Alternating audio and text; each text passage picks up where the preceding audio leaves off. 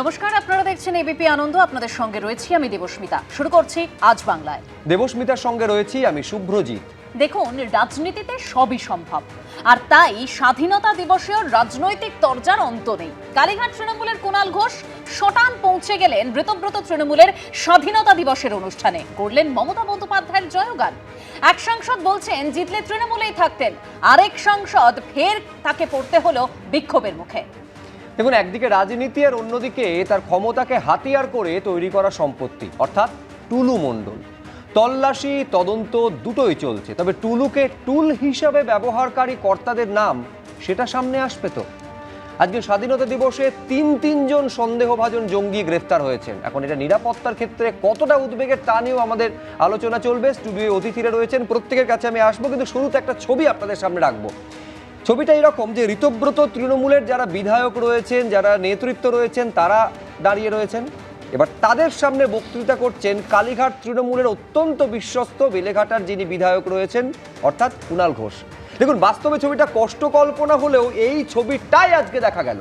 এখন কোন প্রেক্ষিতে এবং ওই মাইক হাতে নিয়ে কি বললেন কুণাল ঘোষ, দেখুন এই প্রতিবেদনে।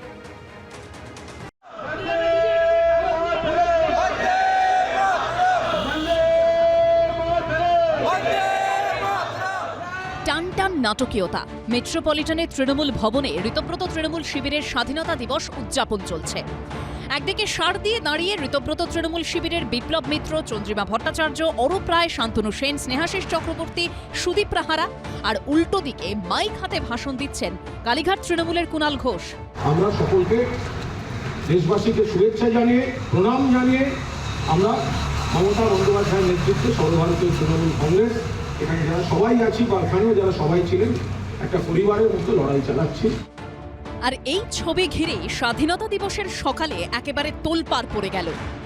ওনারা আমায় যেভাবে সহযোগিতা করেছেন, আমি নিশ্চিত যে বিধানসভায় আমার পারফরমেন্স দেখার পর ওনারাও মন থেকে জানেন যে এই হচ্ছে আসল বিরোধী নেতা, ওইসব বালিশ চাটন দিয়ে হবে না।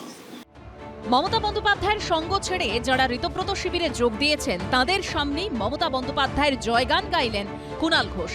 আর তা দাঁড়িয়ে দাঁড়িয়ে দেখলেন ঋতব্রত শিবিরের চেয়ারপারসন, রাজ্য সভাপতি সহ অন্যরা।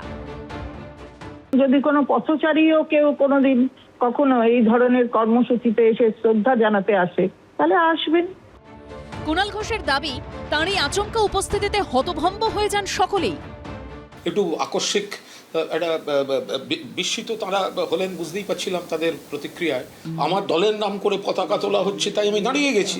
কোহিনুর ওদের ছাত্রনেতা ফুল এগিয়ে দিলেন, সুদীপ রাহা তাদের আমায় বললেন একটু বক্তৃতা দিতে হবে। আর আমার তো মনে হয়েছে ওনারা আমাকে যেভাবে সহযোগিতা করেছেন, মানে এত সুন্দরভাবে সহযোগিতা করেছেন, যেভাবে ফুল দিয়েছেন আমি যাতে ফুল দিতে পারি, যেভাবে বক্তৃতা করতে দিয়েছেন, অ্যানাউন্স করে দিয়েছেন, তাতে মন থেকে ওরাই আমায় বিরোধী দলনেতা মানছেন, অন্য কাউকে মানছেন না। এসব বালিশ ফালিশ চলে না। স্বাধীনতা দিবস ধরুন কোনো পথচারী তিনি যদি হেঁটে যান, তিনিও যদি এসে শ্রদ্ধা জানাতে চান, তাকেও নিশ্চিতভাবে স্বাগত। তো আমার শুধু বলার, এটা আমাদের মনে হয়, আমি সবার সঙ্গে আলোচনা করছিলাম, কারণ আমি রেড রোডে ছিলাম, তো এটা আলোচনা হচ্ছিল যে কুণালবাবু আসলে তো বিভিন্ন জায়গায় মেসেজ করছেন, ফিলার পাঠাচ্ছেন, বার্তা পাঠাচ্ছেন, আমাদেরও অনেকের সঙ্গে কথা বলছেন। তো এবারে মনে হলো আজকে যেন সরাসরি এসে ফিলার পাঠাতে চাইলেন। শুধুমাত্র মমতা বন্দ্যোপাধ্যায়ের নামে স্লোগানই নয়, নেতাজি বিতর্কে অনন্ত মহারাজ নিয়ে যেখানে ঋতব্রত শিবিরকে সেভাবে স্মরণ করতে দেখা যায়নি, এদিন সেই ঋতব্রত শিবিরের অনুষ্ঠান থেকেই বিজেপি সাংসদের গ্রেপ্তারের দাবি তোলেন কুণাল ঘোষ। নেতাজি সুভাষচন্দ্র বসুকে যে পরিমাণে অপমান তিনি করেছেন, তাকে শুধুমাত্র লোক দেখানো, ক্ষমা চাওয়া বা একটা এফআইআর করা নয়, তাকে গ্রেপ্তার করতে হবে, তাকে সাংসদ পদ খারিজ করতে হবে। এবং বিজেপি যদি সত্যি নেতাজির প্রতি তাদের শ্রদ্ধার্ঘ দেখাতে চায়, তাহলে দয়া করে আপনারা আগে দল থেকে তাকে বহিষ্কার ঘোষণা করুন। ঋত বা মৃত কোনোটাতেই বিজেপির কোনো আগ্রহ নেই। তৃণমূল নির্মূল, এটাই পশ্চিমবঙ্গের বাস্তব।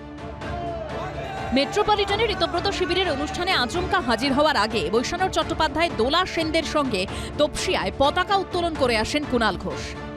অনির্বাণ বিশ্বাস ও সমীরণ পালের রিপোর্ট, এবিপি আনন্দ।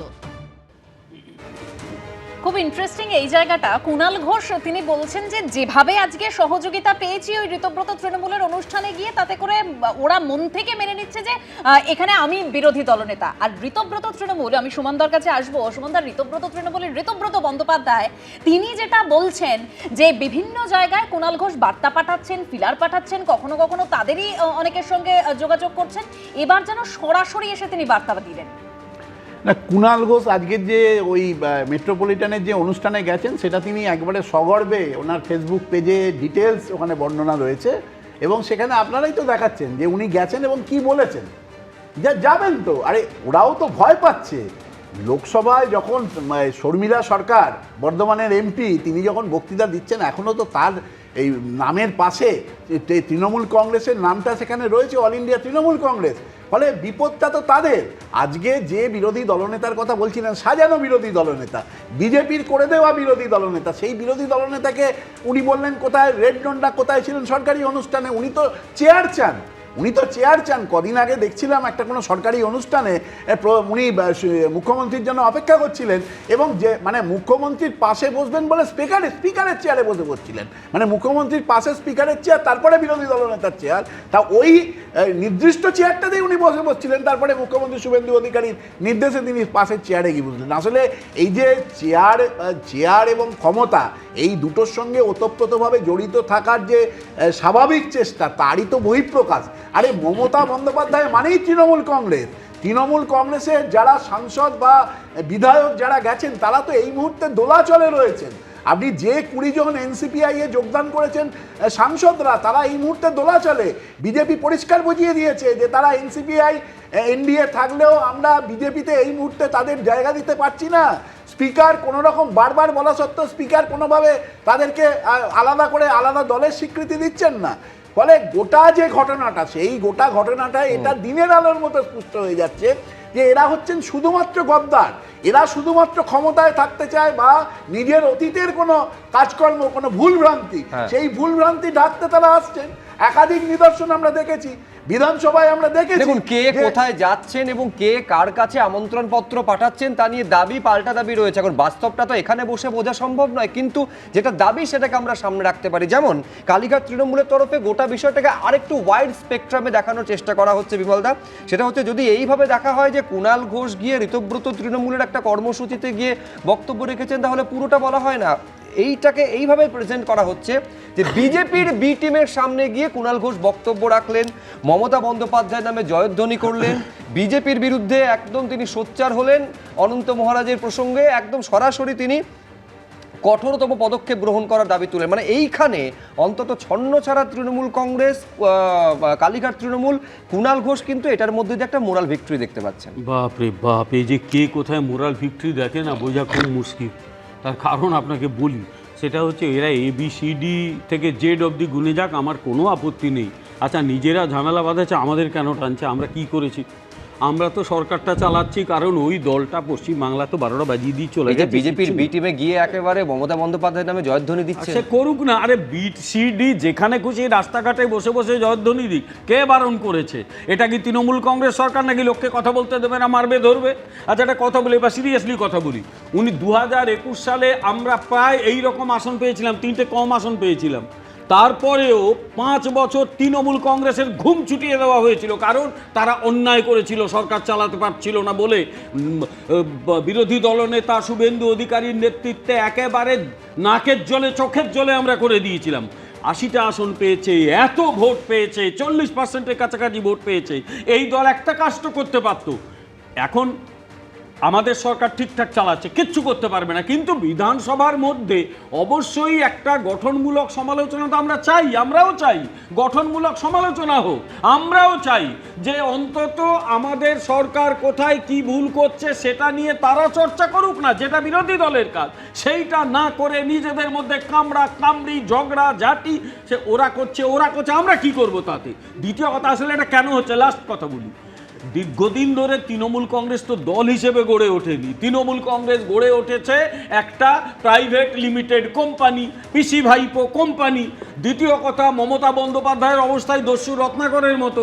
তিনি যখন এনে দিয়েছেন সবাই খুশি, পাপের ভাগ আর কেউ নয় না, সব ছেড়ে পালাচ্ছে। আরে দস্যু রত্নাকরের ওনার উচিত ছিল ইতিহাসটা জানা। উনি সবাইকে যা যা দিয়েছেন, ক্ষমতা দিয়েছেন, যখন সে সবাই পালাচ্ছে, এর জন্য কেউ যদি দায়ী থাকে মমতা ব্যানার্জি। আমরা কি ওনাকে বলেছিলাম যে পশ্চিমবাংলাকে আপনি ধ্বংস করে দিন? আমরা কি ওনাকে বলেছিলাম যে চারিদিকে চুরির সাম্রাজ্য করে সেই সাম্রাজ্যে আপনি নেত্রী হয়ে বসে থাকুন? আমরা কি বলেছিলাম আপনার এই অপগণ্ড অপদার্থ ভাইপোটাকে সামনে নিয়ে আসুন? আমরা তো কিছুই বলিনি। যা করার উনি করেছেন। এখন ঘরের কোণে বসে আর রাস্তায় নামতে হচ্ছে না, ঘরের কোণে বসে ওনাকে ফেসবুক করতে হচ্ছে, আর নিজের দলটা ভেঙে চৌচির হয়ে গেছে। এই যে মেট্রোপলিটনে যে ছবিটা দেখা গেল, সেটা শুভময় মৈত্র কিভাবে ব্যাখ্যা করেন একটু শুভময়দার কাছে যাব। শুভময়দা, আজকের এই যে ছবিটা, সেটা কি কুণাল ঘোষের স্বাধীনতা দিবসের স্বাধীনতা হিসেবে দেখছেন, নাকি একটা আচমকা ঘটে যাওয়া ঘটনা হিসেবে আপনি ব্যাখ্যা করতে চাইবেন, নাকি যে সুপরিকল্পিতভাবেই কুণাল ঘোষ এটা করেছেন, এটা আপনি ভাবতে চাইছেন? হ্যাঁ, দেখুন, মানে কুণাল ঘোষ যখন কোনো রাজনৈতিক পদক্ষেপ নেন আর কি, তখন সেটাকে বাইরের থেকে বুঝতে পারা কিন্তু অতটা সহজ নয়। এবং সত্যি যে আলোচনাগুলো আসছে, একটা হচ্ছে তার অঞ্চলে এই ধরনের সভা হচ্ছিল এবং আমাদের একটি স্বাধীন দেশ, গণতান্ত্রিক দেশ, সেখানে পতাকা উত্তোলন হচ্ছে, তিনি দেখেছেন এবং সেই জায়গায় তিনি চলে গেছেন, তার বক্তব্য রেখেছেন। দ্বিতীয়, হ্যাঁ, মানে বোঝার বাইরে কাজ করছে, আমি সেই গুরুত্ব দেখে একটু হচ্ছে না, কুণাল ঘোষকে গুরুত্ব দিতেই হবে, কারণ কুণাল ঘোষকে বাংলার সংবাদ মাধ্যমও যথেষ্ট গুরুত্ব দিচ্ছে। প্রতিদিন আমরা তার কথা শুনি এবং সে নাটকের জন্যই হোক বা যে কারণেই হোক, ফলে তাকে গুরুত্ব না দেওয়ার জায়গাটি এখানে আসছে না। মানে প্রশ্ন যে জায়গাটায় আসছে, একটি হচ্ছে যে তিনি খুব সাধারণভাবে যেতে গিয়ে হঠাৎ করে ঘটনাটি ঘটে গেছে। আর দ্বিতীয় বিষয়টি, যেটা বিমলদা বললেন, খুব গুরুত্বপূর্ণ, যে তৃণমূল কংগ্রেস সম্পূর্ণ ভেঙে পড়েছে আর কি। এবার এই জায়গায় রাজনৈতিক কৌশল থাকতে পারে। তৃণমূল কংগ্রেস সত্যিই হয়তো বিজেপির বিরোধিতা করতে চায় না, কারণ তারা 80টা মতন আসন জিতেছে এবং এই জায়গায় তাদের একটা বড় অংশ তারা শান্তিতে আগামী 5 বছর কাটাতে চান। কারণ যদি বিজেপির বিরুদ্ধে তারা কথা বলেন, সে যদি গঠনমূলক সমালোচনাও হয়, সেই জায়গায় গত 15 বছরে তারা যে কীর্তিকলাপগুলো করেছেন, সেইখানে তারা বিপদে পড়ে যাবেন। ফলে এবং এই একই জায়গায় রাজনৈতিক কৌশল, যেখানে আমাদের সংবিধানের কোনো অসুবিধে হয় না, সেটা হচ্ছে যে এই সময় এদের সমর্থনটা যদি বিজেপি কৌশলগতভাবে নিতে পারে। কিন্তু মূলত কুণাল বাবুর বিষয়টি যদি ভাবা হয়, তাহলে যে কথাটি ঋতব্রত বাবু বললেন, যে কুণাল বাবু বার্তা দিতে চাইছেন, ঋতব্রত বাবুর যে তৃণমূল, কোন তৃণমূলটি আসল কোনটা বড়, এ তো আগামী দিনে বোঝা যাবে। কিন্তু যে কুণাল বাবু যে যেতে চাইছেন ঋতব্রত তৃণমূলে, এই বার্তাটির কথাটা কিন্তু খুব একটা বিশ্বাসযোগ্য এখনো মনে হচ্ছে না। কারণ তৃণমূল কংগ্রেস যে একটা দুর্বলতম জায়গায় চলে গেছিল, তাদের বিভিন্ন নেতা নেত্রীরা সামাজিকভাবে এই মুহূর্তে যে কেউ পছন্দ করছে না তাদের, বিশেষ করে যারা মমতা বন্দ্যোপাধ্যায়কে ছেড়ে গেছেন, সেই জায়গায় দাঁড়িয়ে কুণাল ঘোষ কিন্তু পশ্চিমবঙ্গের রাজনীতিতে তার ঐকান্তিকতাটুকু প্রমাণ করতে পেরেছেন। তিনি হেরোদের দলে আছেন, তিনি যে দলটা অত্যন্ত খারাপ, বাংলার মানুষ যাকে পছন্দ করে না, সেই দলে আছেন, কিন্তু সেই দলটাই রয়ে গেছেন। সুতরাং আমার মনে হয় তিনি মনে মনে এই ধরনের রাজনৈতিক কৌশল নেবেন, এই ধরনের ঘটনা হয়তো ঘটবে না। বেশ, শুভময়দা বলছেন যে ঐকান্তিকতা কুণাল ঘোষের, তিনি হেরোদের দলে আছেন। কিন্তু আমি এইখানে একেবারে বিধায়ক থেকে এবার একটা সাংসদে আপনাদের নিয়ে যেতে চাইবো, যেখানে তিনি এইটা বুঝিয়ে দিয়েছেন তিনি হেরোদের দলে নেই। যে দল হেরে গিয়েছে তাদের দলে থাকার কোনো প্রশ্নই ওঠে না। স্পষ্ট রচনা বন্দ্যোপাধ্যায় বলছেন যে তৃণমূল জিতলে আমি তৃণমূলে থাকতাম, যেহেতু তিনি থাকার কোনো প্রশ্নই নেই। দেখুন কি বলেছেন।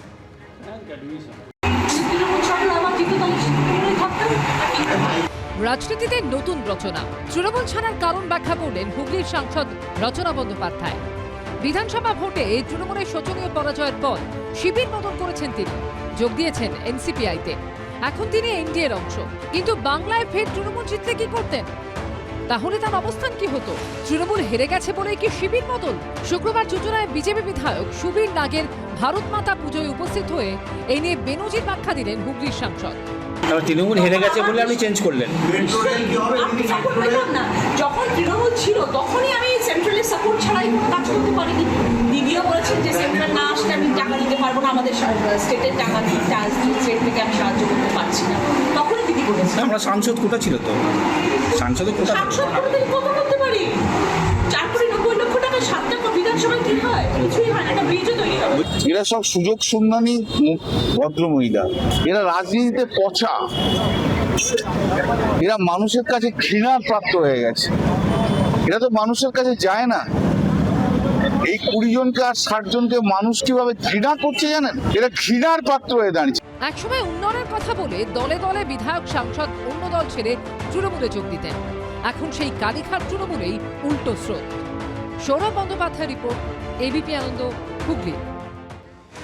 দেখুন, এটাকে রাজনৈতিক সততাও কেউ বলতে পারেন। একেবারে কোনো তিনি রাগঢাক রাখেননি, কোনো বিষয়কে তিনি আড়াল করতে চাননি। স্পষ্ট কথা যে সত্যের লওসহ যে যা সত্যি তৃণমূল হেরে গেছে, অতএব সে দলে থাকার কোনো প্রশ্নই নেই, সেই কারণে তিনি দল বদল করেছেন।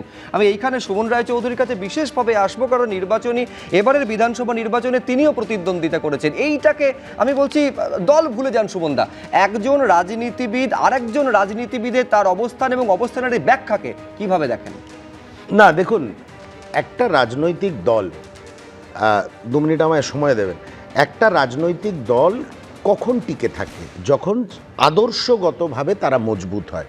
আজকে পশ্চিমবঙ্গের মাটিতে 49 বছর জাতীয় কংগ্রেস ক্ষমতায় নেই, কিন্তু কংগ্রেস দলটা রয়েছে। এই রকম একটা ভোটে হারলে তাসের ঘরের মতন ভেঙে পড়া, হেরে গেলে যারা শাসক দল তারা আমাদের দিকে ডিম ছোড়া শুরু করবে, ঢিল মারবে, কাদা ছুড়বে, টু সাম এক্সটেন্ট সাধারণ মানুষও বিক্ষোভ দেখাবে। এটা কখন হয়? যখন আপনি আদর্শের দিকটাকে অফ করে দিয়ে দলটাকে একটা মানি মেকিং মেশিনে পরিণত করবেন। ওরা কি দেখেছে? ওরা দেখেছে টাকা তুলতে হবে, সর্বোচ্চ স্তরে সেই টাকা পাঠাতে হবে, সেটা গরু থেকে হোক, কয়লা থেকে হোক, চাকরি বিক্রি করে হোক, যে কোনো পন্থায় টাকা তুলতে হবে। লক্ষ লক্ষ টাকা দিয়ে লোকসভা বিধানসভার টিকিট কিনতে হবে।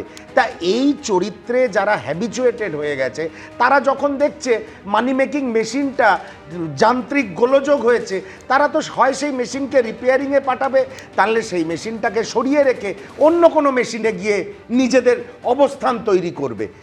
রাজনৈতিক আদর্শ ছাড়া কোনো রাজনৈতিক দল টিকে থাকতে পারে না। মমতা বন্দ্যোপাধ্যায়কে আমার একটা প্রশ্ন আজকে প্যানেলের মাধ্যমে, 2011 সালে কংগ্রেসের সহযোগিতা নিয়ে আপনি ক্ষমতায় এলেন, ফার্স্ট ওনার কি টার্গেট ছিল? বিরোধী পরিসর শূন্য থাকবে, সে যে রাজনৈতিক দলই হোক। পঞ্চায়েত থেকে পার্লামেন্ট শুধু আমি আর কেউ থাকবে না। প্রয়োজনে একটা 15 সদস্যের পৌর বোর্ড দখল করার জন্যেও আমি বিরোধী পৌরপিতাকে খুন করিয়ে দিতে পারি। এই আদর্শ নিয়ে চললে যেটা হবার সেটাই হয়েছে। আজকে 4 মে বেলা 12টার পর থেকে যখন চিত্র পরিষ্কার হতে শুরু করলো, আমরা দেখলাম কিভাবে তৃণমূল কংগ্রেসের পতাকাধারীরা রাতারাতি গেরুয়া পতাকা নিয়ে রাস্তায় নেমে পড়ল। শ্রমিকবাবু বলছেন তৃণমূলীকরণ হতে দেব না, অনেক ইত্যাদি ইত্যাদি অনেক কথা বলছেন, কিন্তু বিষয়টা তো তা নয়। তৃণমূলে থাকতে কেন লোকে, আমরা তো কংগ্রেস করতে ভয় পাই না। যে কোনো ধরনের কঠিন পরিস্থিতি আমরা মুখোমুখি হতে রাজি আছি, আজও রাজি আছি। কিন্তু তাহলে যারা ক্ষমতায় রয়েছেন, বিধায়ক, সাংসদ, যারা নিরাপত্তা নিয়ে ঘোরেন, যাদের পয়সার কোনো অভাব নেই, তাদের কেন রাতারাতি পলায়ন করতে হচ্ছে? কারণ বিগত 15 বছর ধরে তৃণমূল কংগ্রেসের নির্বাচিত জনপ্রতিনিধির থেকে একটি পঞ্চায়েতের সদস্য অবধি তা রাজনীতি না করে, আদর্শগতভাবে নিজেকে মজবুত না করে, শুধু টাকা রোজগার সুমন রায়চৌধুরী যা বলছেন, আমি তা নিয়ে সুমন বন্দ্যোপাধ্যায়ের কাছে আসবো। মানে সুমন দা, তৃণমূলের কোনো আদর্শ নেই, তার জন্য তৃণমূল এভাবে ভেঙে খান হয়ে গেছে, আর তৃণমূল নিজেকে একেবারে টাকা গোনার, মানে টাকা তৈরি করার মেশিন করে ফেলেছিল এই বিগত 15 বছরে। না দেখুন, আমি ওই মানে আমাদের জাতীয় কংগ্রেসের যিনি প্রতিনিধি আছেন সুমন রায়চৌধুরী, তার পরিপ্রেক্ষিতে একটা কথাই বলবো যে দেখুন, তৃণমূল কংগ্রেস এবং জাতীয় কংগ্রেস তাদের মানে ধরনটা, রাজনৈতিক দলের ধরনটা একেবারেই একরকম। এবং এই কথা তো অস্বীকার করলে হবে না। হয়তো এখানে যে কথাটা ও বলছে সেটা ঠিক, যে পশ্চিমবঙ্গে এখনও কংগ্রেসটা টিকে আছে, তৃণমূল কংগ্রেসও টিকে আছে। লাস্ট নির্বাচনেও তৃণমূল কংগ্রেস 41% ভোট পেয়েছে এবং 2,60,00,000 মানুষ তৃণমূল কংগ্রেসকে ভোট দিয়েছে। মমতা বন্দ্যোপাধ্যায়, অভিষেক বন্দ্যোপাধ্যায়কে দেখে ভোট দিয়েছে। ফলে এবং এখনও কোনো নির্বাচনও হয়নি যে নির্বাচনে প্রমাণ হবে যে বিজেপির বিরোধী দল কারা। ফলে বিরোধী পরিসরে মানে মমতা বন্দ্যোপাধ্যায়, তৃণমূল কংগ্রেস খুব জাঁকিয়ে আছে। আমি বলি আদর্শের কথা, আমি জানি না সুমন রায়চৌধুরী কী করে মিস করে গেল যে ওনাদের প্রাক্তন প্রধানমন্ত্রী রাজীব গান্ধীর সেই ঐতিহাসিক বক্তব্য, যেখানে তিনি বলেছিলেন যে একটা টাকা যদি মানুষের জন্য খরচ করার জন্য পাঠানো হয় সেই মানুষটার কাছে গিয়ে 19 পয়সা পৌঁছয়, অর্থাৎ বাকি 81 পয়সা এই গোটা সিস্টেমের মধ্যে বিভিন্ন পর্যায়ে ভ্যানিশ হয়ে যায়। সেটা সিস্টেমেটিক ফ্ল, সেটা দলীয় আদর্শের কথা উনি বলেননি। আরে সৎ তার মধ্যে না তার সঙ্গে দলীয় আদর্শের সম্পর্ক নেই, একটু বলতে দাও, সেটা সিস্টেমের ফ্ল। বলতে দাও না, তুমিও সিস্টেম জানো আমিও সিস্টেম জানি, একটু বলতে দাও না। সেটা হচ্ছে যে গোটা সিস্টেমে শুধু প্রশাসনিক সিস্টেম নয়, সেখানে বহু মানুষজন রয়েছেন যারা এই ধরনের অর্থনৈতিক কার্যকলাপে অংশগ্রহণ করেন। আমি দুজনের কথার প্রেক্ষাপটে কিচ্ছু বলবো না, আমি আমার নিজের অবজারভেশনটা দেবো। সেটা হচ্ছে যে মমতা বন্দ্যোপাধ্যায় বিরোধী স্পেস রাখতে চান না এবং যার হাত ধরে ওঠেন তাকে লাথি মেরে ফেলে দেন, এটা মমতা বন্দ্যোপাধ্যায় তো বহু পুরনো অভ্যেস। তা যদি ভারতীয় জনতা পার্টি না থাকতো তার এই তৃণমূল কংগ্রেস দলটা দাঁড়াতো, আমরাই দাঁড় করিয়ে দিলাম, নইলে কংগ্রেস থেকে বেরিয়ে একটা লোক, প্রণব মুখার্জির মতো লোক দাঁড়াতে পারেনি। মমতা বন্দ্যোপাধ্যায় দলটাকে দাঁড় করাতে পেরেছেন বিজেপির জন্য, তারপর যতটা ক্ষতি বিজেপির উনি করেছেন। 2021 নির্বাচনে জেতার পরে এতগুলো মানুষ মার্ডার হলো, ফলে এই অভ্যেস তার রয়েছে। বিমলদা, যেটা আমি বলছি উদ্বেগের বিষয় সেটা হচ্ছে এই রচনা বন্দ্যোপাধ্যায় বলছেন যে তিনি যেহেতু তৃণমূল জেতেনি সেই কারণে তিনি দল পাল্টেছেন। আমি বলছি এরপর কালকে যদি ফলটা অন্যরকম হয়, বিজেপি যদি হেরে যায়, তারপর তো তিনি আর এনডিএ শরিকের মধ্যে থাকবেন না। আমি বলছি যেদিকে স্রোত সেদিকে যারা গা ভাসায় তাদের প্রতি বিজেপি কতটা আস্থা রাখতে পারছে, কারণ বিজেপির পর হচ্ছে দ্বিতীয় বৃহত্তম শরিক এনডিএ এনসিপি। বিজেপি তার নিজের কর্মীদের ওপর বেশি আস্থা রাখে, এইটুকু আমি বলে দিই। দ্বিতীয় কথা হচ্ছে আজকে সুপ্রিম কোর্টের আইনজীবী কল্যাণ বন্দ্যোপাধ্যায় বলছেন এরা সবাই ঘৃণার পাত্র, সুযোগ সন্ধানী। আচ্ছা, উনি নিজে বেশি দিন নয় মাসখানেক আগে একটা মন্তব্য করেছিলেন, ক্যামাক স্ট্রিট দলটাকে শেষ করে দিল, দেখাও একবার, উনি বলেছিলেন। আচ্ছা, তারা ঘৃণার পাত্র নয়? একবার না, একাধিকবার বলেছেন, তারাও তো ঘৃণার পাত্র। আর এদের ডেকেছিল কে? দলের টিকিট কে দিয়েছিল? যাদের মিনিমাম রাজনৈতিক নেই। ফলে এগুলো নিজেকেই তাকাতে হবে, এগুলো আমরা কিছু বলতে পারবো না। আয়নার সামনে মমতা ব্যানার্জিকে দাঁড়াতে হবে, আয়নার সামনে ওনার ভাইপোকে দাঁড়াতে হবে, ওনারা কি করেছেন তখনই উত্তরগুলো পাবেন। আয়নার সামনে হয়তো কল্যাণ ব্যানার্জিকেও দাঁড়াতে হবে, কারণ একবার কলকাতা হাইকোর্টে কারা যেন বলেছিল না, মাতাল তোমায় জানতে হবে, আগামীকে মানতে হবে, তারা তো বাইরের কেউ বলেনি। বেশ এক সাংসদের কথা বলছেন, আমি এখানে আরেক সাংসদের বক্তব্য দর্শকদের সামনে রাখবো। কল্যাণ বন্দ্যোপাধ্যায়ের একাধিক মন্তব্যের কথা বিমল শঙ্কর নন্দ এখানে উত্থাপন করলেন, কিন্তু এখানে আরেক সাংসদ, তিনি হচ্ছেন কৃষ্ণনগরের তৃণমূল সাংসদ মহুয়া মৈত্র। এই মহুয়া মৈত্র ফের কিভাবে বিক্ষোভের মুখে পড়লেন এবং কোন প্রেক্ষিতে কেন প্রশ্ন তুলছেন বিজেপির ভূমিকা নিয়ে, তিনি কি ঘটেছে দেখুন।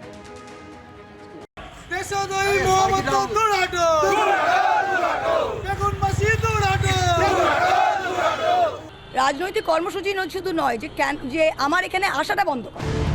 কৃষ্ণনগর সার্কিট হাউসে মহুয়া মৈত্র, বাইরে বিক্ষোভ, গো ব্যাক স্লোগান, উঠল জয় শ্রীরাম ধ্বনি। স্বাধীনতা দিবসের আগের রাতে নিজের লোকসভা কেন্দ্রে এভাবেই বিক্ষোভের মুখে পড়লেন কৃষ্ণনগরের তৃণমূল সাংসদ Mahua Moitra. For the last 10 minutes I've been hearing shouts of Jai Sri Ram outside. There is no security, there is not a single policeman, there is nothing here. শুক্রবার একটি মামলায় নদিয়ার হোগলবেড়িয়া থানায় হাজিরা দেন মহুয়া মৈত্র। রাতে আসেন কৃষ্ণনগর সার্কিট হাউসে। তৃণমূল সাংসদের দাবি সেই সময় ফোন করে তাকে ঘর ছাড়তে বলা হয়। At 10 o'clock I received a call asking me to vacate the room. এরপরই রাত 11টা নাগাদ সার্কিট হাউসের বাইরে বিক্ষোভ দেখানো হয়। আপনারা জানেন সার্কিট হাউসটা এসপি বাংলোর উল্টো দিকে। আপনারা জানেন যে ওখানে দুটো লোক জমায়েত হলে পুলিশ এসে সরিয়ে দেয়। সেইখানে দাঁড়িয়ে রাত্রির 11টায় 100 জন জমায়েত হচ্ছে এসপি বাংলোর বাইরে, আর একটা পুলিশ এসে ওদের হাঁটাচ্ছে না। গেমটা বুঝলেন? রাজনৈতিক কর্মসূচি শুধু নয় যে আমার এখানে আসাটা বন্ধ করা, প্রত্যেকবার এলে এমন একটা হেয় করা যে ওরা ভাববে যে আমি ভয় পেয়ে আসবো না। বাকি এমপিগুলো তো চলে গেল এই ভয়ে।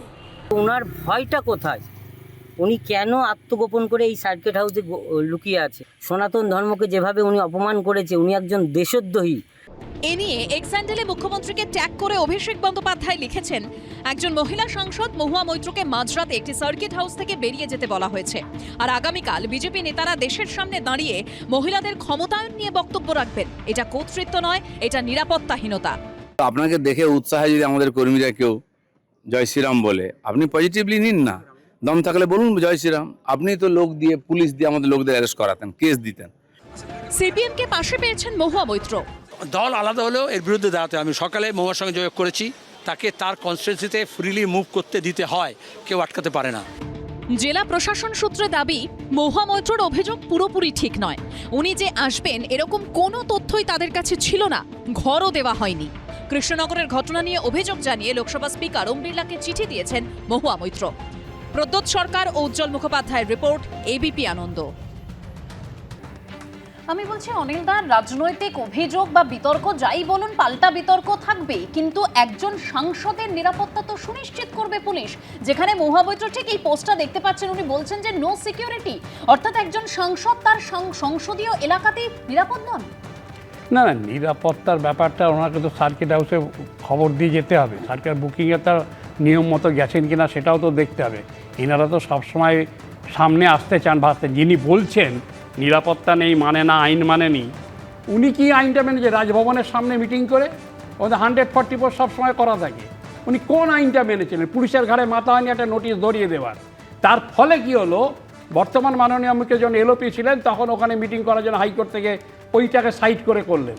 তখন পুলিশের ঘাড়ে মাথা হয়েছিল হাইকোর্টে ওই 144 যে প্রমালগেশন ছিল সেইটা দেখিয়ে ওনার বারণ করা। ওনারা কী রেখেছেন? পুলিশকে কি করে রেখেছেন? পুলিশের সামনে পুলিশকে মেরেছেন, পুলিশের মাথা ফাটিয়েছেন, পুলিশের জিনিস পুড়িয়েছেন, থানা জ্বালিয়েছেন, তারপরে তাদের যার গুলি চালিয়েছে রিইনফোর্সমেন্টে তাদের টাকা দিয়েছেন, পুলিশকে সরিয়ে দিয়েছেন। মহেশতলায় কী করছেন? ওনার ডায়মন্ড হারবার মডেল, পুলিশকে মেরেছে, সার্জেন্টের বুক দিয়ে রক্ত বেরোচ্ছে, মহিলা হোমগার্ডের গায়ে লেগেছে, ট্রাফিকের এএসআই বলছেন আমি জান হাতে ওরে ডিউটি করছি, তাদের কারা মেরেছে সবাই দেখা গেছে। তাদের কাউকে না ধরে পরের দিন মাইকে করে জিপ নিয়ে ঘুরে সাদা ফ্ল্যাগ ওড়াচ্ছেন।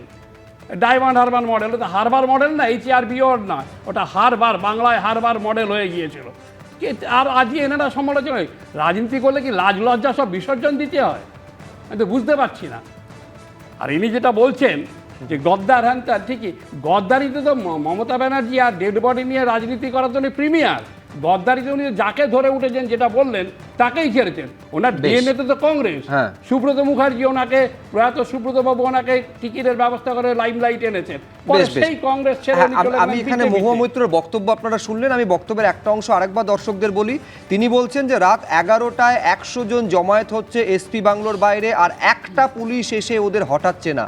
গেমটা বুঝলেন?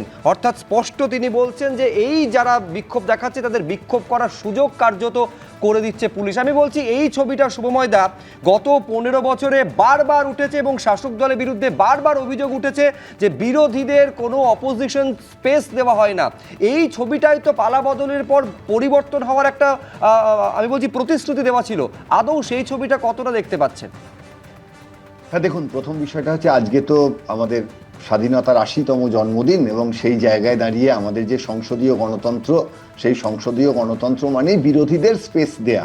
এখন একটা প্রশ্ন বারবারই আসবে যে মহুয়া মৈত্র মহাশয়া তিনি সত্যিই ওখানে বুকিং করে গেছিলেন কিনা। এখন সেই বিষয়টা তো এক মুহূর্তে আমাদের রাজ্য সরকার বলে দিতে পারেন বুকিং ছিল কি ছিল না। এবার বুকিং যদি থেকে থাকে তাহলে এই অল্প কয়েকজন 10-15 জন বিজেপির কর্মী তাদেরকে পাঠিয়ে মহুয়া মৈত্রর বিরুদ্ধে স্লোগান দেয়া, আমার মনে হয় বিজেপি চাইছে যে তাদেরকেও, এই যে বিরোধী পক্ষটাকেও কিন্তু প্রাসঙ্গিক রাখতে। কারণ মহুয়া মৈত্র এই মুহূর্তে তৃণমূল কংগ্রেসের যা অবস্থা, তাতে তার প্রাসঙ্গিকতা নিজের পক্ষে রাখা খুব শক্ত। ফলে এই ঘটনা কিন্তু আজকে গোটা দেশের রাজনীতিতে তাকে আরেকটু প্রাসঙ্গিকতা দিল। এবং এই বিষয়গুলি দেখুন একদম একসঙ্গে থাকছে।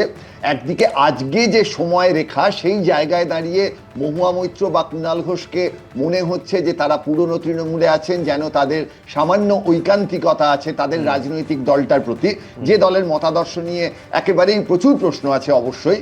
এবং উল্টো দিকে কিন্তু যখন রচনা বন্দ্যোপাধ্যায়ের কথা আসছে, তখন মনে হচ্ছে যে রচনা বন্দ্যোপাধ্যায় মহাশয়ার ক্ষেত্রে রাজনৈতিক ঐকান্তিকতা একেবারেই নেই। অর্থাৎ এই যে দলটিকে পশ্চিমবঙ্গের মানুষ রিজেক্ট করেছে, তাদের মধ্যেও দুটি অংশ তৈরি হচ্ছে, এবং এই দুটি অংশের পার্থক্য তার নিরিখে যখন বিজেপি সমর্থকরা মহুয়া মৈত্রের বিরুদ্ধে গিয়ে স্লোগান দিচ্ছেন সেটি কিন্তু আদতে মহুয়া মৈত্রের বা আমরা যদি কালীঘাট তৃণমূল বলি তার একটা সুবিধে করে দিচ্ছে। সুতরাং এই জায়গাটি রাজনৈতিক কৌশল কিনা সেটা বোঝার রাজনৈতিক কৌশল কিনা আমি বলছি, একটা গেমের দিকে ইঙ্গিত করেছিলেন মহুয়া মৈত্র, শুভময় মৈত্র আরেকটা গেমের দিকে ইঙ্গিত করলেন, সেটা হচ্ছে এই গেমটা কোথাও মহুয়া মৈত্রকে পলিটিক্যাল মাইলেজ বিজেপির এই বিক্ষোভটা দিল কিনা। এখন বিজেপি মুখপাত্র কি বলেন সেদিকে আমাদের নজর থাকবে। বলবো হ্যাঁ, মাইলেজ দিলেন কি আপনারা? শুভময় মৈত্র প্রশ্ন তুলছেন। না ঠিক আছে, উনি পলিটিক্যাল অ্যানালিস্ট হিসেবে সেটা সে বলতেই পারে। আমার কথা হচ্ছে মহুয়া মৈত্রকে নিয়ে আমার সত্যি কোনো রকম বলতে ইচ্ছে করে না, কারণ ওর কথাবার্তা আচার আচরণ আমার একদম পছন্দ হয় না। কিন্তু ঠিক আছে, একজন জনপ্রতিনিধি কি আর করা যাবে। এই মহুয়া মৈত্র সেই মহুয়া মৈত্র যিনি লোকসভায় মানে প্রশ্ন করার জন্য তিনি কিছু ভেটটেট নিয়েছিলেন, সেটা ধরাও পড়েছিলেন, নিজের আইডি পাসওয়ার্ড অপরকে দিয়ে দিয়েছিলেন, এবং সেগুলো অবশ্যই দেশের নিরাপত্তার পক্ষে ভালো জিনিস ছিল না। নিজের মেম্বারশিপটা খুইয়েছিলেন, তার আচার আচরণ আমার কোনোটা পছন্দসই নয়। কিন্তু আবার আমি মনে করি, এবং তাহলে এটাও বলতে হয় নিজের মেম্বারশিপ খুইয়েছিলেন, কিন্তু তারপরে এই 19-এর লোকসভা নির্বাচনে প্রথম যাকে আনুষ্ঠানিকভাবে প্রার্থী তালিকা ঘোষণা হওয়ার পর তিনি প্রার্থী হবেন ঘোষণা করেছিলেন মমতা বন্দ্যোপাধ্যায়, তার নাম মহুয়া মৈত্র। না সেটাও কিন্তু একটা মাইলেজ পেয়েছিলেন মহুয়া মৈত্র তখন। বন্দ্যোপাধ্যায় তো এখানে সিমির প্রতিষ্ঠাতাকেও রাজ্যসভায় বলবে, আমি তো কাউকে বাধা দিই। এখানে সিমির প্রতিষ্ঠাতাকেও রাজ্যসভায় নিয়ে গেছেন, কোনো অসুবিধা নেই। মমতা বন্দ্যোপাধ্যায়ের অ্যাক্টিভিটি নিয়ে পরবর্তীকালে পিএইচডি হবে, মানে কতটা খারাপ হতে পারে মানুষ, কতটা খারাপ কাজ করতে পারে এ নিয়ে পিএইচডি হবে। আমি অন্য কথা বলছি, মহুয়া মৈত্র তার জায়গা খুইয়েছিলেন, আবার জিতেছেন, সব ঠিক আছে, কিন্তু একজন এমপি যখন যাবেন তাকেও সুনির্দিষ্ট প্রোটোকল মানতে হবে। উনি প্রশাসনকে জানিয়ে গিয়েছিলেন কিনা সেটা দেখার দরকার। আরেকটা কথা বলেই শেষ করি, দিলীপ ঘোষ যখন পার্টি প্রেসিডেন্ট ছিলেন বোধহয় 100-150 তার গাড়ি ভাঙচুর হয়েছিল। যখন সুকান্ত মজুমদার পার্টি প্রেসিডেন্ট ছিলেন তার গাড়িও প্রায় 100-খানেকবার ভাঙচুর করা হয়েছিল। যখন মিটিং করতে যেতেন শুভেন্দু অধিকারী 100 কতবার তাকে কোর্টে যেতে হয়েছিল। এই নমুনা এনারা দেখিয়েছিলেন। সেটাই তো হবে না, হচ্ছে না তো, এটাই তো ভরসাহীন হবে। একদম ভরসাহীনই আছে। কেউ কারা অভিযোগ কারা ওখানে বিক্ষোভ দেখিয়েছে আমি বলতে পারবো না, কিন্তু তারা শান্তিপূর্ণভাবে বিক্ষোভ দেখিয়েছে, তারা কোনো রকম বাড়াবাড়ি করেনি। তৃণমূল হলে যদি তৃণমূল আজকে থাকতো, ক্ষমতায় থাকতো, প্রাণ নিয়ে কোনো বিজেপির এমপি ফিরতে পারতো নাকি? ভরসাহীনই আছে। এবিপি আনন্দ, এগিয়ে থাকে, এগিয়ে রাখে।